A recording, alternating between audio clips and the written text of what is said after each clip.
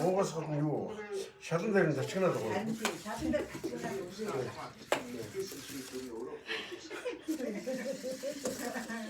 Юусапчид өөрөө онцгой тогтоох шийдвэрээр тайлбарлахдаа парламентд сөрөг хүчний миний ажлыг хийх. Гэхдээ үндсэндээ шүүхийн Юусапчидын хэрэглийг содолж шийдэхдээ 38%. Нэлээд удсан. Гэтэл өмнө Монгол юм хатын хэрэг хоёр ерөнхийлөгчийг огцрол шийдвэр гаргахтаа 11, 14 хоног хэлэлцээ шийдвэрээ гаргаж ирсэн байна. Юусапчид үндэсний хэрэглэгчийг огцрол шийдвэр гаргахтаа 11, 14 хоног хэлэлцээ дээр ус байна. Том битүү хөлтөөс ангийнхнаас ийхүү